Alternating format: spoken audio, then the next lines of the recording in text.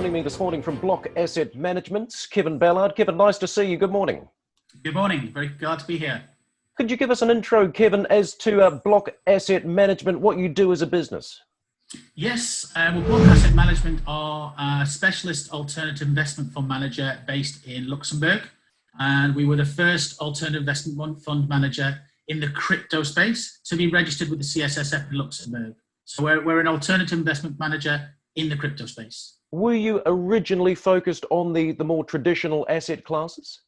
Yes, we were. So the directors of Block Asset Management are made up of more traditional based background, if you like, employees. So the team come from Credit Suisse, Julius Baer, UBS. So it's a very traditional background, but being such a new asset class, there aren't many people that don't have a traditional background before moving into the crypto space.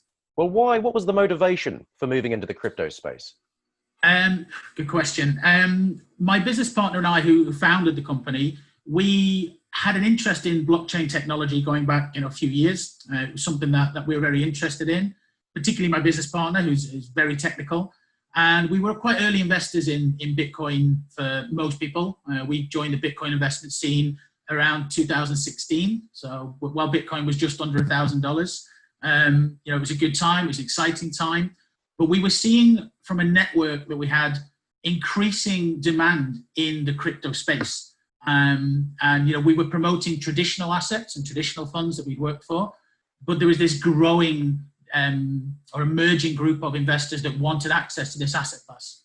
What kind of investors? Where was the demand coming from? So our typical investor base is qualified investors, given the nature of the asset class. So it's qualified, well-informed investors. Institutional investors haven't quite moved into the space, but there are asset managers, family offices that are taking nibbles in this particular space. But it's typically high net worth individuals, and they were looking at a way into the space that offered some diversification. And our network typically is a global network, but both my business partner and I have lived and worked in Latin America. So a large portion of our investor base comes from Latin America. So you're essentially, it's a fund of funds in the crypto space. So that's fairly niche. It is indeed, yes. What we realized early doors is that when we were reviewing the space back in 2016 and 2017, we realized that there are a lot of funds in this space, but very few of those funds would pass any meaningful due diligence. So we decided, after bringing a few crypto funds to our network, that the feedback was those funds are too niche, or the entry level is too high, or it's single manager risk.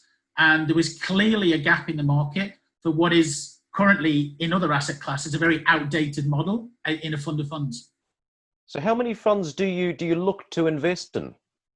At the moment, we have 13 funds, although my business partner and analyst, Manuel, might say that we're now 14. I'm not sure if it's 13 or 14 because we're adding on a monthly basis. But to give you an idea of the crypto fund universe, we vetted over 200 funds, and we have a database of 850 funds approximately. So it gives you an idea of how many funds are in the space, how much work you have to do to get to those 14 funds, 13, 14, and also the fact that so many of the funds out there really do fail any meaningful due diligence with just a 5-minute review of it. So yeah, we've seen lots of products that look like Ferraris, but when we lift the bonnet, there's just a hamster spinning on a wheel. Well, you mentioned the fairly intense due diligence required. Is that one of the main advantages when it comes to investing in a fund of funds as opposed to investing in the individual funds themselves? Without doubt. The most important thing in this space is due diligence. So with our fund of funds, we sell due diligence and diversification. So they're the two key factors for us. The due diligence aspect is paramount. So, an elevator pitch for me when people ask me what Block Asset Management do is that we are essentially an institutional risk filter in this space. So we look at all of the products we can, we put them through a dual due diligence process, so a traditional due diligence process that we've bought from our traditional backgrounds in traditional assets, and then we've compiled crypto due diligence. So problems such as exchanges, storage, security, those kind of aspects that don't exist in the traditional world. And what kind of returns can you expect, or do you look to achieve? Well, there's the million-dollar question. So it's obviously a very volatile asset class. People have seen what has been returned in 2017. 2018 was, a relative bloodbath in comparison. So what we look to do is we look to outperform the Eureka Hedge cryptocurrency hedge fund index with reduced volatility, which we've done with roughly half the volatility. But I mean, this year, it's at the moment where we're looking at double-digit returns to date, and by year end, we'd be very hopeful of much more positive returns. And obviously, the asset class is looking very, very positive for 2020, 2021 and beyond.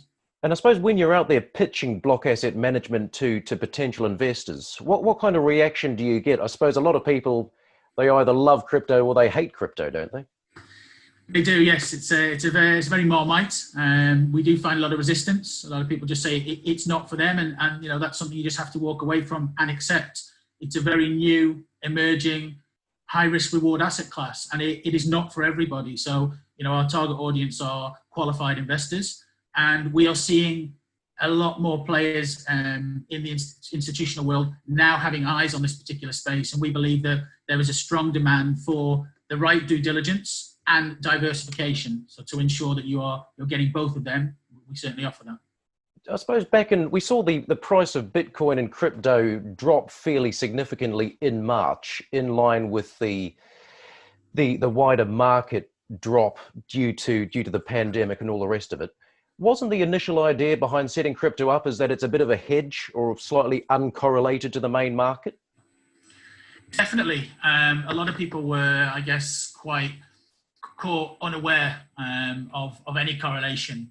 Certainly it was sold on the fact of a sort of a safe haven asset and a non-correlated asset, which we truly believe it is. However, it was a very unique situation that we found ourselves in March with the global pandemic, the coronavirus-led pandemic. And I think the cryptocurrency market and Bitcoin in particular was the issue raised on part of its success story, its selling point is its liquidity. You have a 24/7, 365 market. And when you see the crash that came in traditional markets, there was a lot of people very worried, very scared, a lot of people potentially out of work. So given that the crypto market has very much to date been led on retail investment, a lot of people were seeking instant liquidity. They'd seen stocks and shares plummet. Lots of these stocks and shares have monthly tie-ins, annual tie-ins, maturity dates for bonds, etc. So I think the crypto market gave them instant liquidity.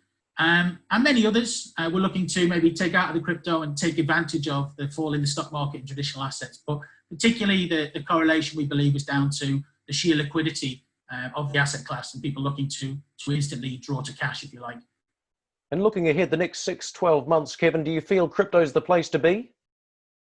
Very much so. There's a lot of things happening. We've not quite seen, if you like, the market react to Bitcoin's halving, which is an event that occurs every 4 years, which is back on the 12th of May.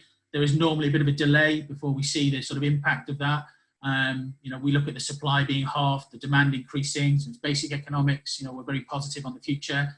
But also we have other events in the crypto space, such as Ethereum's 2.0. So their upgrades. So there's lots of things happening in the space, institutional players coming into the space, and the asset is more marketable now. It's been very stable in recent months. And you look at the fact that big players like Fidelity are providing services now, custody and clearing services. So the big problem was reliable custody and clearing services, and they're now being answered, if you like.